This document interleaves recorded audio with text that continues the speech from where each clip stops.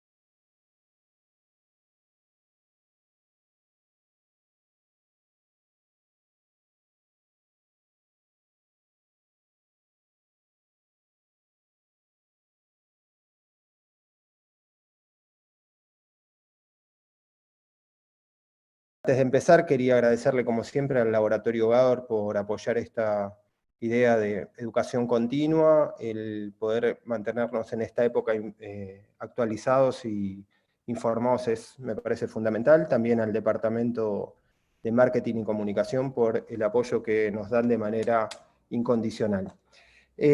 Bueno, arrancamos primero diciendo que en realidad los bloqueos de rama los podríamos rápidamente definir de acuerdo a su morfología y quedarnos solamente con esto. Es decir, yo podría esta sola diapositiva dividirla en lo que sería bloqueo de rama derecha y bloqueo de rama izquierda, y con esto solo ustedes aprenderían el patrón morfológico del bloqueo de rama. El bloqueo de rama derecha, que tiene estos complejos tipo en M, en V1 y con heces empastadas en V6, y complejos negativos en V1 en el bloqueo rama izquierda y claramente positivos en V6 en el mismo bloqueo. Pero nos estaríamos perdiendo un montón de información que hay vinculada a estos bloqueos. Y comienzo con esto. Estuvimos viendo desde la primera clase el sistema de conducción y todo lo que ello conlleva. El nódulo sinusal, ustedes saben que es el foco de inicio de la actividad eléctrica dentro del corazón, que transmite por unos haces internodales rápidamente la electricidad al nódulo auriculoventricular y a la otra aurícula, y es aquí, a partir del nódulo auriculoventricular, donde empieza a complejizarse, por decir de alguna manera, el sistema eléctrico. ¿Por qué? Porque el nódulo auriculoventricular enlentece la conducción para el pasaje a los ventrículos. Esto tiene una función claramente fisiológica, ya que esa demora permite que las aurículas se contraigan primero y los ventrículos después. Luego de demorada la conducción en el nódulo auriculoventricular, rápidamente pasa por el GIS y por las dos ramas, rama izquierda y rama derecha, rama izquierda con sus dos semirramas, para llegar al músculo cardíaco, despolarizarlo e iniciar la contracción ventricular. Esta particularidad de desacelerar y acelerar tiene que ver con los componentes de cada estructura. El nódulo auriculoventricular tiene fibras principalmente cálcicas, lo que hace que demore la conducción, y las fibras del GIS para abajo, hasta el Purkinje, son fibras de conducción sódica. Esas fibras de conducción sódica nos permiten llegar rápidamente al músculo cardíaco y así empezar con el fenómeno mecánico. Fíjense que esto que yo les estoy contando, este fenómeno que tiene que ver con desde el inicio de la despolarización del nódulo sinusal hasta la contracción ventricular representada por el QRS, se genera la despolarización de la aurícula, del nódulo AB y del GIS-Purkinje. Y este intervalo PR está principalmente compuesto por el nódulo auriculoventricular. Entonces, lo primero que podríamos decir, no es el tema de hoy, pero ya para que ustedes se vayan interiorizando un poquito en el tema, la demora en el PR o la prolongación en el PR en general van a depender del nódulo auriculoventricular.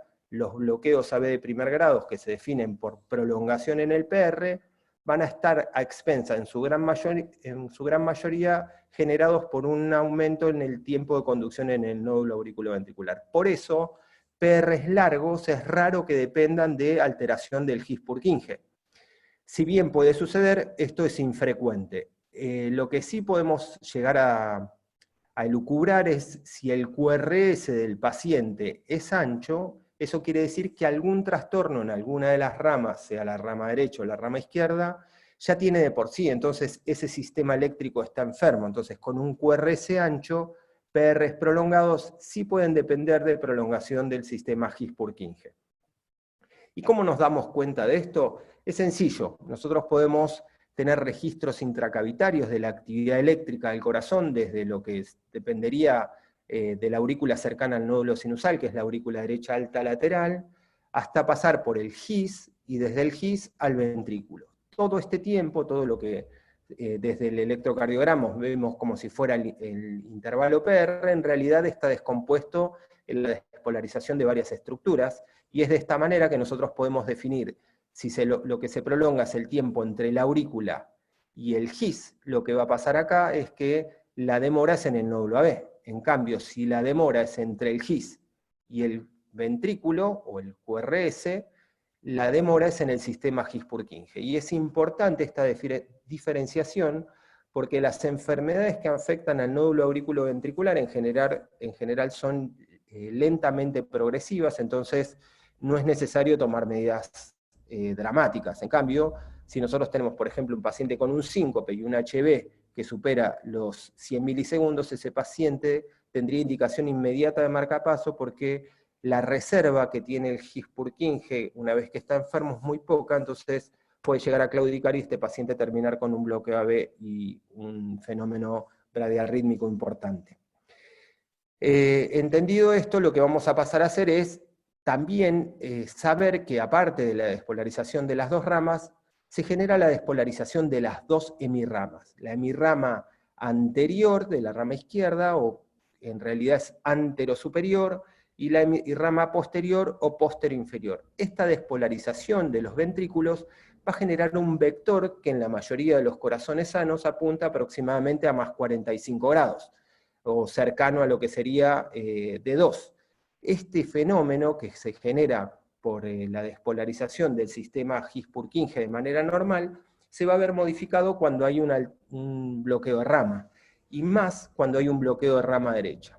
Para que ustedes entiendan cómo es este fenómeno, la rama izquierda tiene mayor velocidad de conducción que la rama derecha. Llega al ventrículo aproximadamente 40 milisegundos antes. Entonces, la despolarización del septum, que está a ambos lados, las ramas del septum, del lado ventricular izquierdo, la rama izquierda, y del lado ventricular derecho, la rama derecha, se va a despolarizar de izquierda a derecha. ¿Por qué? Porque la rama izquierda, como recién decíamos, tiene una velocidad de conducción mayor que la rama derecha. Entonces, este primer vector va a estar respetado cuando hay un bloqueo de rama derecha, pero se van a generar otros fenómenos eléctricos que vamos a ir viendo. También es importante saber que la rama izquierda conduce con mayor velocidad porque necesita llegar a la pared del ventrículo izquierdo antes que el estímulo llegue a la pared del ventrículo derecho. Eso le va a dar una coordinación en la contracción entre ventrículo izquierdo y ventrículo derecho para poder generar una sístole efectiva. ¿Y por qué tiene que pasar esto?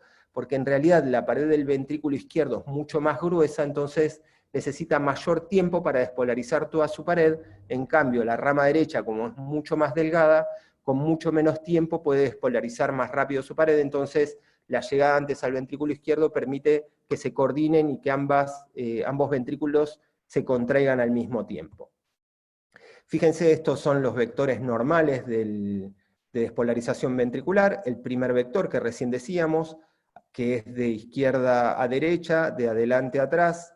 El segundo vector, que es la resultante de la despolarización del vector del ventrículo izquierdo y del ventrículo derecho, que apunta también de atrás a adelante, de izquierda a derecha y de arriba a abajo. Y el tercer vector, que es resultante de la despolarización de las partes basales o altas de ambos ventrículos, se dirige como si fuera hacia el hombro derecho, es decir, de adelante a atrás, de abajo a arriba y de izquierda a derecha, perdón. Estos isocronos marcan el tiempo que tarda en despolarizarse el ventrículo. Una vez que inicia la despolarización del lado izquierdo del septum interventricular, fíjense los tiempos cómo van a ir aumentando, y si bien estos tiempos van a ser distintos, fíjense que no tiene que ver con una cuestión de proximidad. Lo primero que se despolariza es el septum interventricular, después punta y pared del ventrículo derecho, y luego punta y pared del ventrículo izquierdo, avanzando en ambos sentidos hacia la parte alta o la base. Esto que permite que, como la contracción empieza en la punta y termina en las partes basales de los ventrículos, permite que este fenómeno en fuelle escurra la mayor cantidad de sangre posible del corazón, y así mantenemos una fracción de eyección adecuada. Entonces, esta demora tiene que ver principalmente con una cuestión funcional. También es importante entender que la porción superior del septum interventricular no se despolariza porque hay como si fuera un fenómeno, una estructura membranosa que no permite una rápida despolarización de esa zona. Entonces, como resultante de todo esto que decíamos, en condiciones normales nosotros tenemos una despolarización ventricular, que es el eje del QRS en el plano frontal, que apunta aproximadamente a más 45 grados, con un más menos más que interesante entre 0 y 90 grados. Cuando el eje se empieza a desviar hacia la izquierda o hacia la parte superior, y supera los 0 grados, ya debemos pensar que algún tipo de trastorno hay, por ejemplo, hipertensión arterial, que es una de las principales causas de hemibloqueo anterior izquierdo. O cuando se desvía a la derecha y el eje está en más allá de 90 grados, tenemos que pensar que alguna enfermedad puede haber, por ejemplo, enfermedades pulmonares obstructivas crónicas, que son las que generan estas alteraciones y desvían el eje en ese sentido, hacia la derecha. Entonces, ¿cómo sabemos nosotros todo esto del sistema de conducción? En gran parte esto arranca con His, que fue uno de los primeros que habló sobre el sistema de conducción, pero la escuela iberoamericana fue muy importante en el desarrollo de estas teorías sobre el sistema eléctrico del corazón. El primero que hizo su teoría fue Sodi, que es de la escuela mexicana. Ellos empezaron a investigar sobre la funcionalidad de la rama izquierda, lo mismo que Rosenbaum e Elizari. Rosenbaum y Elizari son dos electrofisiólogos argentinos, los podríamos considerar los padres de la electrofisiología, que en el año 1968 escribieron un libro que se llamó Hemibloqueos, los hemibloqueos. Piensen que escribieron un libro casi de 1000 páginas solamente hablando de hemibloqueos izquierdos. ¿Por qué? Porque ellos fueron los que descubrieron el fenómeno de los hemibloqueos y lo desarrollaron y lo explicaron hasta el día de hoy sin que nadie los pueda llegar a cuestionar. Elizari, por contarles un detalle, es hoy el presidente, o no sé si es el nombre, o el director de la Academia Nacional de Medicina. Nosotros con el doctor Fitzmaurice tenemos el orgullo de que nos prologó uno de nuestros libros, Fibrilación auricular en la práctica clínica.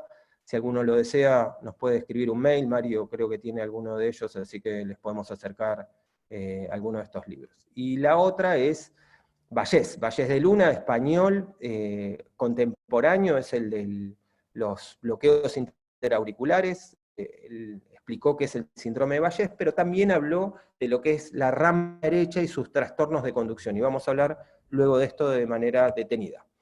Fíjense entonces lo que yo les decía, que el septum alto interventricular es un septum membranoso que no permite la despolarización, pero sí el resto del septum, iniciándose en esta zona la despolarización del ventrículo derecho. Y si nosotros hacemos un análisis del plano horizontal, vamos a ver que en realidad las derivaciones que más nos van a ayudar al diagnóstico van a ser V1 y V6. V6 porque ve el lado izquierdo del corazón, y V1 porque ve el lado derecho. De esta manera nosotros, interpretando V1 y V6, vamos a poder orientarnos a saber si el trastorno de la conducción, en caso de que haya un QRS ancho, va a ser del lado derecho o del lado izquierdo del corazón. Así lo vemos en este ejemplo. En el caso de un bloqueo de rama derecha, vemos cómo hay complejos en M o con R's primas, característicos en la derivación B1, y complejos con S profundas y melladas en la derivación B6. Para que ustedes terminen también de comprender la importancia morfológica que tiene tiene V1 en la definición de un bloqueo de rama, nosotros cuando tenemos, por ejemplo, si ustedes pudieran hacer un electrocardiograma y tuvieran una extrasístole ventricular y la pudieran registrar en V1, V1 les podría decir si esa extrasístole es de ventrículo derecho o de ventrículo izquierdo. Y es tan sencillo como esto. Si la extrasístole nace del ventrículo izquierdo, la primer rama que se despolariza es la rama izquierda. Por lo cual, el tiempo que tarda esa extrasístole en llegar al ventrículo derecho funciona como si hubiese sido un bloqueo de rama derecha. Por lo cual, si hay una extrasístole que en V1 tiene complejos en M, esto va a ser una extrasístole de ventrículo izquierdo con morfología de bloqueo de rama derecha. Y viceversa, si nace en ventrículo derecho va a tener morfología de bloqueo de rama izquierda. Entonces, con ese dato solo nosotros podemos saber si una extrasístole, por ejemplo, nace del ventrículo derecho, que son más benignas, nace del ventrículo izquierdo, que en general se asocian a algún tipo de patología. Entonces recuerden que V1 es realmente la que más nos preocupa porque es la que mayor información nos va a dar en relación a de dónde nacen los latidos y qué trastorno de rama tienen. Y si bien yo no voy a hablar de vectocardiografía porque no tiene mucho sentido que yo me ponga a hablar de ello, lo que sí me parece que ustedes tienen que saber es que en el plano frontal, de manera normal, ustedes van a ver que D2 y D1 tienen polaridades positivas y ABR polaridades negativas. ¿Por qué? Porque el sentido de la despolarización está apuntando aproximadamente a D2. En el plano horizontal pasa lo mismo con B1, que va a ser predominantemente negativa, y B6 predominantemente positiva. ¿Qué pasa cuando hay un vector bloqueado? Cuando hay un vector bloqueado, ese vector bloqueado funciona como si del lado que está el vector bloqueado hubiese más músculo. ¿Por qué? Porque normalmente el vector de despolarización apunta a ventrículo izquierdo porque la masa del ventrículo izquierdo es mucho mayor que la del ventrículo derecho. Pero cuando hay un bloqueo de rama derecha, este vector bloqueado lo que hace es demorar tanto la conducción y el paso del estímulo de célula muscular a célula muscular, genera tal fenómeno de despolarización que termina equiparando o contrarrestando la fuerza que generaba el músculo despolarizado de forma normal. Así que vamos a tener en el plano frontal complejos con Rs empastadas tipo R' en ABR o complejos con S profundas y empastadas en D1 y ABL. Invertido pasa esto en el plano horizontal, con complejos con R' empastadas en B1 y S en B6, como si del lado izquierdo se vieran las S y del lado derecho se vieran las R's empastadas. Entonces, ¿cuáles son los cambios que nosotros esperamos encontrar en el electrocardiograma? Lo primero va a depender de la activación septal, que va a ser del lado izquierdo al lado derecho, pero de manera demorada, porque falta la despolarización que genera la rama derecha. Estos vectores tardíos en el ventrículo derecho van a ser los responsables de generar fenómenos en el electrocardiograma de empastamiento u ondas enlentecidas. Sin embargo, la repolarización ventricular es la onda T, va a estar opuesta al vector bloqueado, y eso lo vamos a analizar con más detalle luego, y también es necesario recordar que va a haber criterios clásicos de bloqueo de rama derecha, y estos criterios clásicos van a estar, como decíamos recién, en B1, B6 y derivaciones izquierdas. Fíjense que para considerar primero un bloqueo de rama, lo que necesitamos es que el QRS sea de 0,12 o mayor. Si es de menos de 0,12 el ancho del QRS, vamos a hablar de bloqueos incompletos de rama. Cuando en B1 los complejos tienen RSR' alta empastada, es característico de bloqueo de rama derecha, lo mismo que si esto se extiende a B2, es menos usual, pero suele aparecer. Lo mismo en B6, que aparecen fenómenos con Q pequeña, R grande y S pequeña pero empastada, esto también es característico del bloqueo de rama derecha. Cosa similar aparece en D1 y ocasionalmente en ABL. En ABR el vector bloqueado está manifestado por R amplia y alta o R', dependiendo si hay un primer vector positivo en ABR. Y es importante saber que el eje eléctrico se va a mantener sin cambios. Fijémonos, esto es lo que nosotros vemos en el electrocardiograma, D1, que la mira del lado izquierdo, es muy similar a B6 y a BL. Acuérdense que D1 y ABL es como si miraran la despolarización desde el hombro izquierdo. En cambio, B6 es como si la mirara desde la parte lateral del tórax izquierdo. Y B1, que ve venir el vector bloqueado, va a tener R altas, pero R primas, ¿ok? Y yo recién les decía que normalmente el eje no está modificado, pero también es importante saber que para analizar el eje, uno lo que va a hacer de la duración del QRS solamente va a tomar la mitad. Normalmente los primeros 60 milisegundos o 0,06 segundos. ¿Por qué pasa eso? Porque estas fuerzas finales no son fuerzas que representen masa muscular, sino que es un trastorno eléctrico. Entonces, nosotros para sacar el eje deberíamos anular la última parte del QRS, haríamos así, tacharíamos esta parte, y solamente veríamos la parte inicial del QRS. ¿Se entiende? Eso es lo que va a generar el correcto valor del vector de despolarización ventricular. Continuamos acá. Fíjense, yo les decía recién que la onda T iba a ser opuesta al vector bloqueado. Se despolariza el ventrículo derecho en este sentido, y el vector bloqueado va a aparecer principalmente en la parte basal, pero el sentido de la despolarización, si bien es de izquierda a derecha, va a mantener la cabeza de despolarización apuntando hacia la izquierda. Por eso, V6 va a tener ondas positivas y V1 ondas negativas. Esto es importante que ustedes lo sepan porque de alguna manera es lo que a nosotros nos va a permitir entender si hay un fenómeno isquémico, si la T negativa de B1 depende del bloqueo de rama o de por ejemplo, un fenómeno isquémico. Aquí tenemos otro ejemplo, esto es un electro de 12 derivaciones. Yo les contaba el otro día que para la descripción necesitamos contar que el electro, si tiene 12 derivaciones o no tiene 12 derivaciones. Aquí está la guardita griega que nos permite saber cuánto es un milivolt, no se ve con claridad, pero no vamos a hacer ese análisis. Lo que sí vamos a decir es que el ritmo es sinusal, que tiene P positiva en D1, D2 y ABF, y que la morfología nos lleva a pensar que esto puede ser un bloqueo de rama derecha. ¿Por qué? Porque tiene complejos en M con la R' más alta y empastada en V1, y ondas S profundas y también empastadas en B6 y D1. A veces estos bloqueos solamente se ven en precordiales, y uno cuando mira las derivaciones de los miembros, se encuentran QRS casi normales, sin las S finales en las derivaciones izquierda, y ABR sin esta onda R patológica.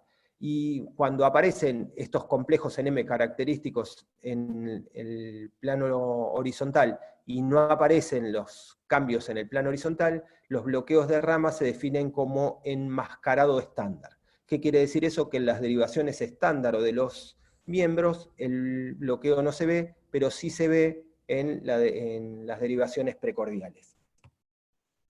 Entonces, fíjense que yo les decía que Valles de Luna nos habló de los distintos grados de bloqueo, y esto es así.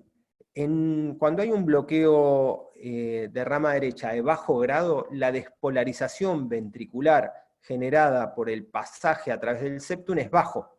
¿Por qué? Porque si bien hay demora en este pasaje, el tiempo de despolarización de la rama derecha es más lento, pero llega, y el resto del ventrículo se despolariza con normalidad. Por lo tanto, los vectores que se generan desde el sector bloqueado del ventrículo derecho van a ser menores, el QRS tiende a ser angosto, de menos de 0,12 segundos, y normalmente esto lo podemos definir como un bloqueo incompleto de rama derecha, aunque a nosotros nos gusta definirlo como bloqueo de bajo grado. En cambio, cuando el bloqueo es de alto grado, esto quiere decir que se invade desde el pasaje a través del septum mayor territorio ventricular, la base del ventrículo derecho se despolariza mucho más a través de este sector bloqueado, vamos a tener complejos mucho más anchos, ondas S más empastadas en las precordiales izquierdas, y ondas R más altas y empastadas en las precordiales derechas.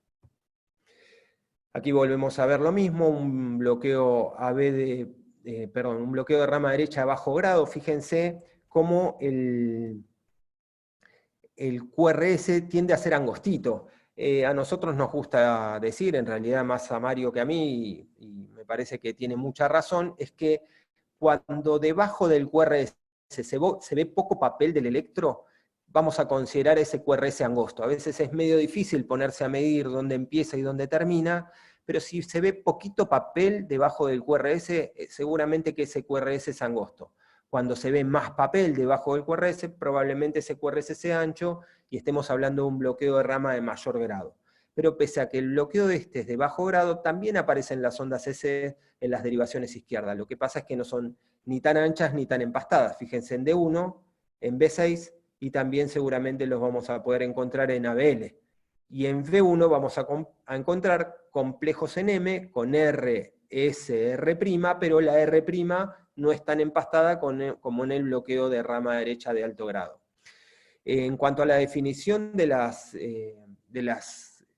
deflexiones del QRS, recuerden que la primera deflexión negativa que aparece en el electrocardiograma, por ejemplo acá en B6, se va a llamar Q, la primera deflexión positiva es R, la primera deflexión negativa que sigue a la R es S, y a partir de ahí cada deflexión positiva será R', S', y si es multicomponente tendrán tantas primas como R's aparezcan. En el bloqueo AB de alto grado, miren lo que les decía recién en cuanto a encontrar papel debajo del QRS, fíjense como en B1, que el bloqueo es mucho mayor, el QRS dura más, entonces se ve mucho más papel debajo del QRS. Así encontramos un bloqueo de alto grado de rama derecha. La R es empastada y alta en B1, y la S también es lenta y empastada en B6. Y Valles de Luna nos decía que existían los bloqueos de rama derecha de primer grado o de bajo grado, y los bloqueos de rama derecha de tercer grado o de alto grado, o bloqueo completo de rama derecha. Y a veces es sencillo si lo medimos solamente con la duración del QRS. Cuando supera los 0,12 ya sabemos que es un bloqueo de rama derecha de alto grado, completo, de tercer grado, como a ustedes les guste llamarlo. Pero lo que sí es importante que entiendan que hay pasos intermedios, y que el QRS se puede ir ensanchando, y que a veces, no siempre lo podemos ver, existen los bloqueos de rama derecha de segundo grado. ¿Qué es esto? Que es en la misma tira de electro uno puede ver bloqueos de bajo grado o de primer grado, y bloqueos de alto grado o de tercer grado. Esto, por definición, se llaman bloqueos de rama derecha de segundo grado. ¿Y con qué patologías tenemos que hacer diagnóstico diferencial? Con las que van a generar, por ejemplo, R's altas en B1, como pueden ser la hipertrofia ventricular derecha, que es lo que vimos la semana pasada, que, como ustedes sabrán, la hipertrofia ventricular derecha produce, por aumento de la masa del ventrículo derecho, desviación del eje hacia la derecha, pero también en precordiales ondas R altas en V1. El Wolff-Parkinson-White, sobre todo si nace del lado izquierdo, recuerden que si nace del lado izquierdo va a tener morfología de rama derecha, igual que las extrasístoles, y si el Wolff es del lado derecho va a tener morfología de rama izquierda, igual que las extrasístoles. En el síndrome de Brugada también lo podemos ver, o en anormalidades torácicas como el pectum excavatum. También, si colocamos altos los electrodos de B1 y B2, vamos a tener señales parecidas a bloqueo de rama derecha. Por eso es importante que cuando uno hace un electro, se asegure que la técnica es la correcta, ya lo mencionamos en la otra vez. En cuanto al ancho del QRS, uno puede a veces confundir un bloqueo de rama derecha a bajo grado con preexcitaciones mínimas en los Wolff-Parkinson-White, y los fenómenos S1, S2, S3, que muchas veces se ven en bloqueos de rama derecha, también se pueden ver en crecimientos ventriculares derechos. Aquí tenemos, por ejemplo, una mala colocación de electrodos precordiales. Esto es B1, esto es B2. Fíjense cómo en esta B2 aparece una onda R' que no estaba aquí. El mismo paciente. El poner los electrodos altos va a hacer que se registren señales que en condiciones normales no se van a registrar. Por eso es importante, ante la presencia de estas morfologías, supervisar que la colocación de los electrodos haya sido la correcta.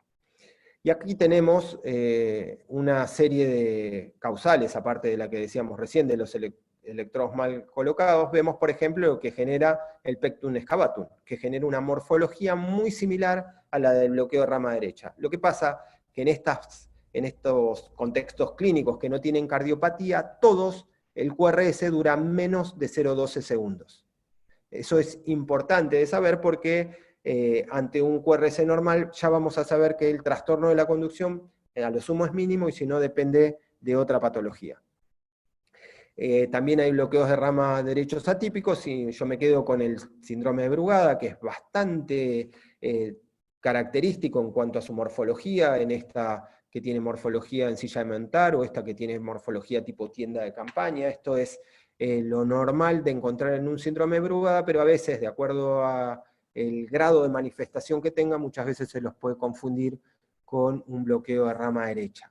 Y el Wolff-Parkinson-White, si uno no está muy atento y ve que en realidad la demora en la activación eléctrica depende de la primer parte del QRS y no de la parte final, y que esa primer parte se pega mucho a la onda P, esto es lo que llamamos onda delta, nos podemos confundir y hacer un mal diagnóstico de bloqueo de rama derecha cuando en realidad el paciente tiene un Wolff-Parkinson-White izquierdo.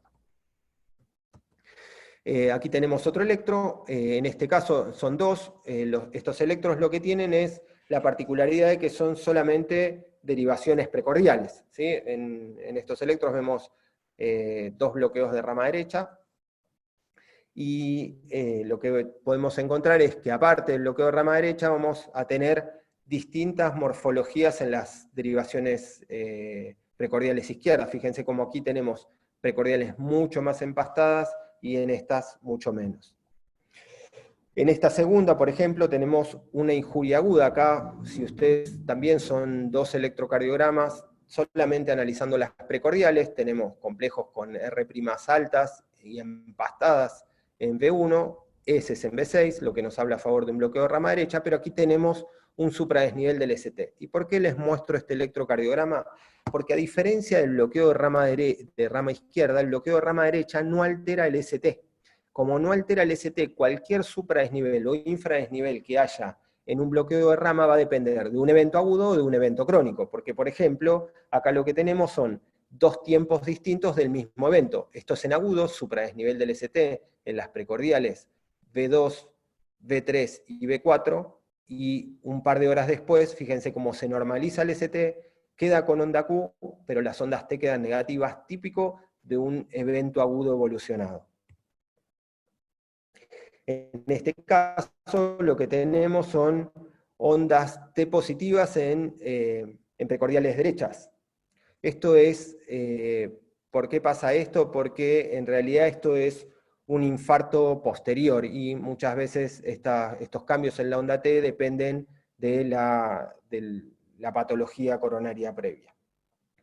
Bueno, aquí estamos en la presencia de un paciente que tiene un bloqueo de rama derecha de alto grado, que nosotros podríamos asegurar que es un bloqueo de rama derecha. Fíjense este tipo de fenómenos, pero como yo les decía recién, no es un bloqueo de rama derecha, porque si ustedes se fijan, el inicio del QRS es el que está empastado. En realidad esto es un Wolff-Parkinson-White. Es muy parecido a la morfología del electro, sobre todo en algunas derivaciones donde la onda P no se alcanza a ver muy bien. Si solamente nos dedicáramos a ver V1, realmente se nos haría difícil el diagnóstico, pero si nos apoyamos en otras derivaciones, fíjense en D1, como la onda P está casi montada sobre el inicio del QRS. Esto es lo característico de una onda delta en un Wolff-Parkinson-White izquierdo. Por eso, morfología de bloqueo de rama derecha, como decíamos anteriormente. Bueno, aquí para hacer un repaso de cómo se despolariza el ventrículo derecho a expensas del bloqueo de la rama. Fíjense, el primer vector que aparece es el vector de despolarización generado por la rama izquierda, que llega antes que la rama derecha, y el septum se despolariza de derecha a izquierda, de izquierda a derecha, por eso va a generar una deflexión positiva normal en V1, una R en V1 y una Q normal inicial en V6. Cuando avanza el frente de activación, se empiezan a despolarizar las paredes del ventrículo izquierdo, que también genera el inicio de la onda S normal y de la onda R normal. Acá estamos casi en la mitad del QRS. Por eso, si nosotros vamos a hacer un análisis del eje eléctrico, deberíamos analizar solamente esta primer mitad, porque esta primer mitad es la que va a dar la información sobre qué tipo de conducción tiene ese ventrículo, si está hipertrofiado y el eje se fue hacia la izquierda, o si tiene algún trastorno asociado del ventrículo derecho y ese eje se fue hacia la derecha. ¿Por qué? Porque cuando aparece el vector bloqueado, que es la despolarización del ventrículo del ventrículo derecho a través de la masa ventricular, van a aparecer ondas empastadas que poco tienen que ver con el volumen de músculo despolarizado, sino con la particularidad que tiene despolarizar célula muscular a célula muscular y no a través de tejido especializado. Esto nos va a generar ondas R positivas y empastadas en B1 y ondas S profundas y también empastadas en B6. Bueno, aquí tenemos otro paciente con fíjense, tiene un IAM anterior, ¿sí? También son solamente las derivaciones de las precordiales. Esto tiene supradesnivel del ST, y evolutivamente va a terminar con un bloqueo de rama derecha y ondas T negativas. Esto es raro de que un infarto anterior genere bloqueo de rama derecha. No es lo habitual. Solamente lo va a hacer si hay algún tipo de compromiso del ventrículo derecho. Pero algunas particularidades previas de la rama derecha puede hacer que un evento isquémico agudo genere un trastorno de la conducción previa o lo termina de desencadenar que no tenía anteriormente. Aquí vemos otro paciente que en este caso es un electrodeserivaciones. Vemos cómo en realidad no es un bloqueo de rama, sino que lo que tiene es un crecimiento ventricular derecho. Fíjense que las ondas R van creciendo, son rápidas, no son están empastadas, y las ondas T negativas en la cara anterior, esa progresión es característico de la hipertrofia ventricular derecha. Aquí también tenemos un electrodeserivaciones. En este caso se ve característicamente la onda R' empastada en B1 y la onda S en B6. Fíjense cómo hay un supradesnivel del ST en la cara inferior de 3 ABF menos en D2. Decimos que cuando, esto es un detalle al margen, cuando el supradesnivel del ST es mayor en D3 que en D2, en general puede haber más compromiso de ventrículo derecho porque el vector de injuria está apuntando hacia D3, que tiene más que ver con lo derecho que con lo izquierdo. Continuamos. Tenemos en realidad otro electrodeserivaciones. Fíjense la secuela que tiene, es habitual de encontrar trastornos de conducción en pacientes que tienen cardiopatía isquémica. Ustedes piensen que la cardiopatía isquémica es la que más frecuente se ven en las unidades coronarias, por lo cual los trastornos de conducción asociados a patología isquémica también son frecuentes. Y fíjense cómo en realidad casi no hay onda R en B1 y hay US de B2 a B4 y ondas Q muy profundas y patológicas en B5 y B6, lo que no habla en sí de un fenómeno que tiene que ver con la despolarización del primer vector, sino con un vector patológico que es un vector secuelar. Nosotros cuando analizamos los QRS, un QRS, por ejemplo, después de un infarto, nos importa saber con qué cantidad de onda R queda. ¿Por qué decimos esto? Porque las ondas R hablan de miocardio viable. Si el paciente queda sin ondas R, probablemente va a quedar con mucho deterioro de la función ventricular y eso va a repercutir tanto en su calidad de vida como en su sobrevida. ¿Por qué les digo esto? Porque en realidad en V1 quedan ondas R altas, pero igual que lo que decíamos antes con el bloqueo de rama derecha, esto no habla de miocardio viable, sino que habla de miocardio despolarizado del ventrículo derecho de manera anormal, célula a célula, de manera lenta, con potenciales o con fuerzas que no tienen que ver con despolarización de mucha masa, sino de poca masa y de manera anormal. Es importante entender esto para no confundirlo como miocardio viable. Aquí tenemos, en este caso, otro paciente que tiene, fíjense, una secuela de un infarto anterior, tiene Q, en realidad está todavía con un ST persistente, y con las fuerzas finales que tienen que ver con este vector bloqueado y no con miocardio viable. Aquí también vemos otro electrocardiograma con Rs altas en B1. Fíjense que no siempre son complejos RSR', sino que muchas veces son complejos monofásicos o complejos RR'. También es importante saber esto porque una de las cosas, por ejemplo, que nosotros vamos a analizar en el transcurso del curso es que la morfología de bloqueo de rama muchas veces tiene que ver con trastornos funcionales de una rama. ¿Esto qué quiere decir? Si yo genero una taquicardia a mucha frecuencia, a veces tiene morfología de bloqueo de rama derecha, no porque la rama derecha esté bloqueada o enferma, sino que por una cuestión de estrés, esa rama claudica, deja de conducir de manera transitoria, y en el electrocardiograma va a aparecer con, nosotros definimos como aberrancia de rama derecha. Esto es distinto de cuando, por ejemplo, una taquicardia ventricular nace del ventrículo izquierdo, va a tener morfología de bloqueo de rama izquierda, de bloqueo de rama derecha.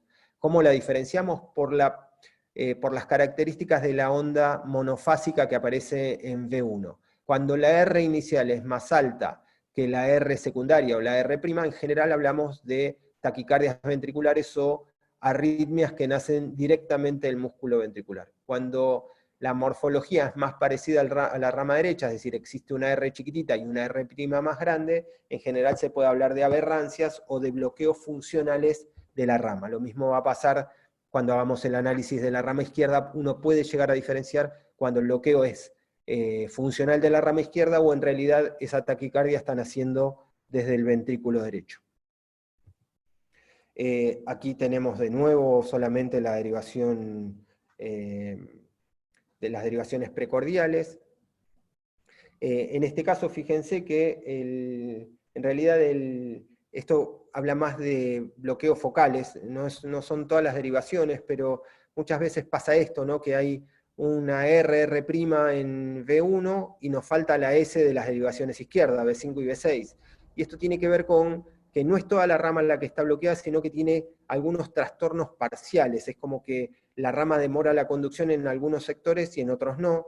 Esto es bastante infrecuente de ver, pero puede pasar. Lo mismo que yo les mostraba inicialmente cómo era el dibujo del sistema de conducción. Muchas veces la rama derecha no está dañada, sino que está dañada las fibras que se originan desde el GIST, apenas nacen del nódulo auriculoventricular, que están destinadas a la rama derecha. Y muchas veces uno tiene trastornos de conducción no propios de la rama derecha, sino de la estructura del GIST, que termina generando más daño en la rama derecha que en la rama izquierda. Aquí tenemos otro electro. Fíjense lo que mencionábamos con anterioridad, en lo que podríamos definir la descripción de Fitzmaurice. Poco papel debajo del QRS. Estos son en general bloqueos incompletos de rama o bloqueos de rama de bajo grado, ¿sí? Fíjense aquí, la R' rápida no está empastada. Esto es un bloqueo incompleto de rama derecha o bloqueo de rama derecha de bajo grado o bloqueo de rama derecha de primer grado. En cambio acá tenemos otro tipo de patología. Fíjense, esto es interesante, porque también aquí se ve poquito papel debajo de la rama.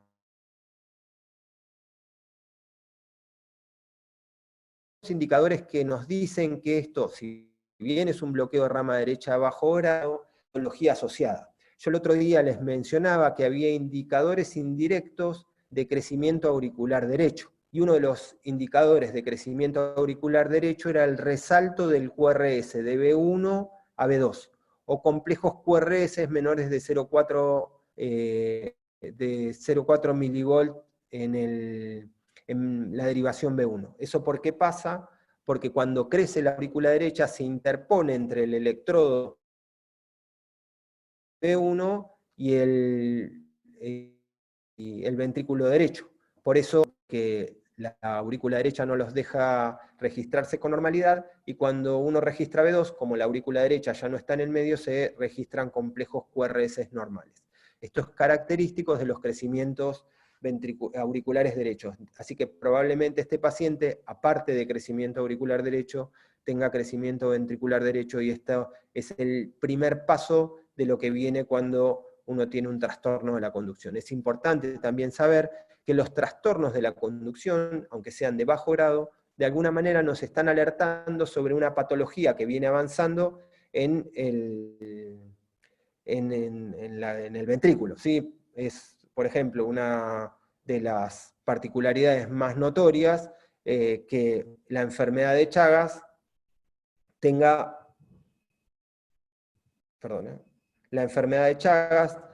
trastornos en la rama derecha. ¿Sí? Ustedes saben que la enfermedad de Chagas, lo habitual de ver en el electrocardiograma es bloqueo de rama derecha y hemibloqueo anterior izquierdo. ¿Y eso por qué pasa? Porque en realidad el bloqueo de rama derecha y el hemibloqueo anterior izquierdo se genera por depósitos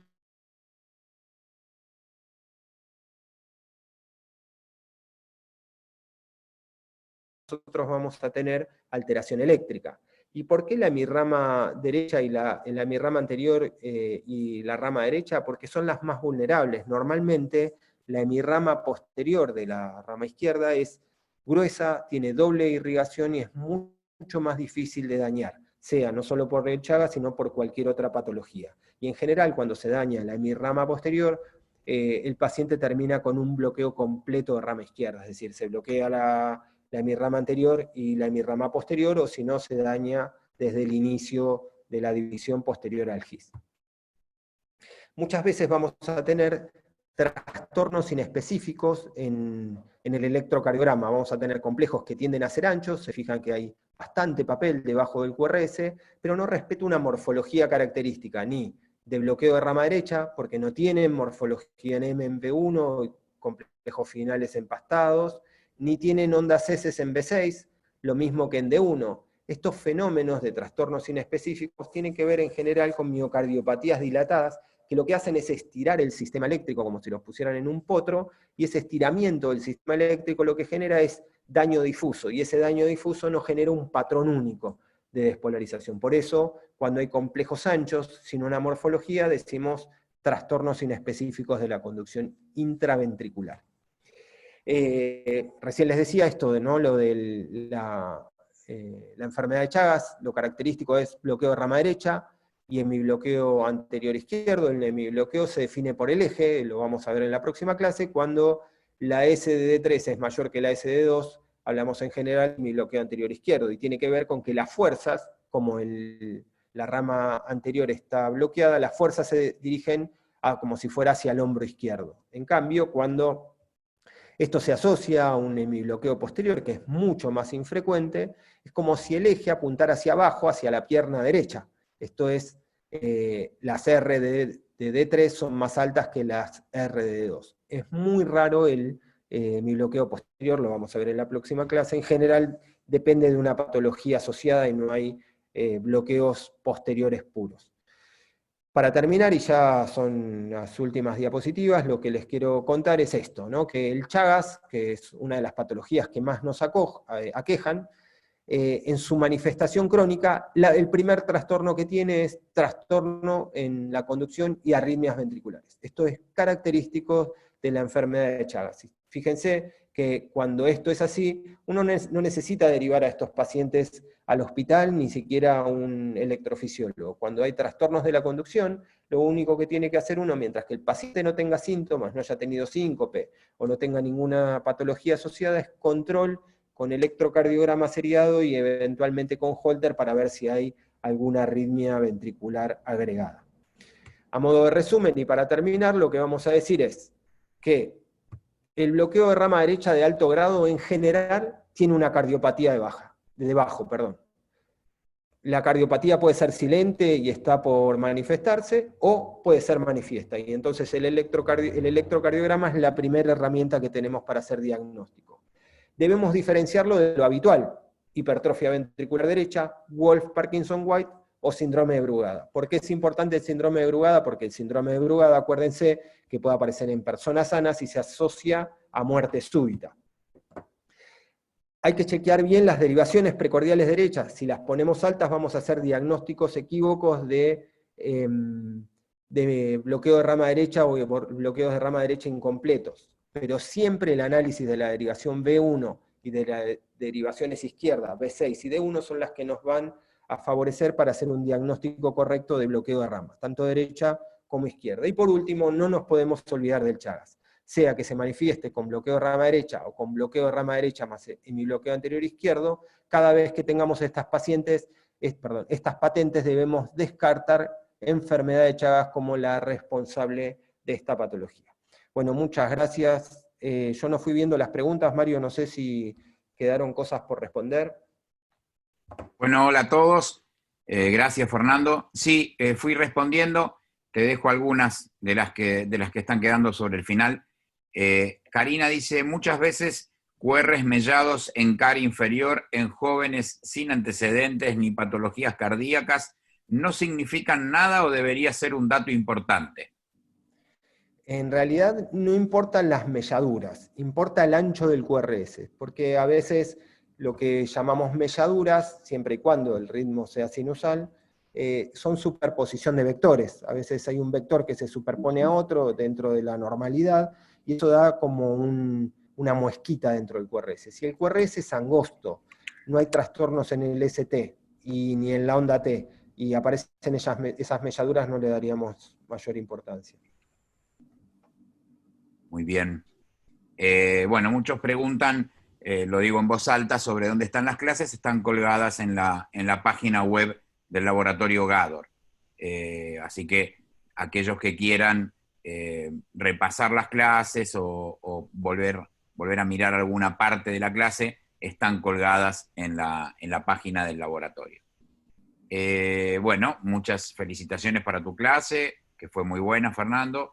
Acá Federico dice, bloqueo de rama derecha dependiente de la frecuencia. ¿Tiene necesidad de indicar alguna terapéutica independientemente de la ausencia de sintomatología? Es muy interesante tu pregunta, Federico, porque es habitual que nos deriven a pacientes que, por ejemplo, en una ergometría o en un Holter tienen bloqueo de rama transitorio y que son dependientes de la frecuencia. Cuando el bloqueo de rama es dependiente de frecuencias altas, lo que llamamos en fase 3, normalmente no requiere ningún tipo de terapéutica siempre y cuando el paciente esté asintomático y es habitual de ver. Es raro encontrar bloqueo de rama derecha en fase 4, puede aparecer, pero cuando esto aparece, descartando que el paciente no tenga una bradiarritmia debajo, o no tenga algún bloqueo AB transitorio o alguna otra patología asociada, alcanza un Holter. La ausencia de síntomas en general le da un pronóstico benigno a cualquier trastorno de conducción, lo que no implica que uno debe tener y mantener el control de esos pacientes. Muy bien. Después, Karina pregunta si el QRS mellado fragmentado significa daño estructural. En realidad el QRS, a medida que es más ancho, más daño estructural tiene. No es lo mismo tener un bloqueo de rama derecha de 0,12 segundos que un bloqueo de rama derecha de 0,16. Cuanto más ancho es el QRS, está hablando de mayor daño miocárdico y probablemente de peor evolución de ese paciente. Muy bien. No veo ninguna pregunta más. Bueno. ¿Querés hacer algún comentario, Mario? ¿Te parece que quedó alguna cosa por decir? No, simplemente volver a repetir esto, porque muchos preguntan lo mismo y no sé si es que quedan las respuestas para que todos lo vean. Reiteramos que las clases hasta la de hoy ya va a estar subida mañana, van a poder verlas en la web del laboratorio Gador y pueden repasar ahí. Acá apareció una pregunta más.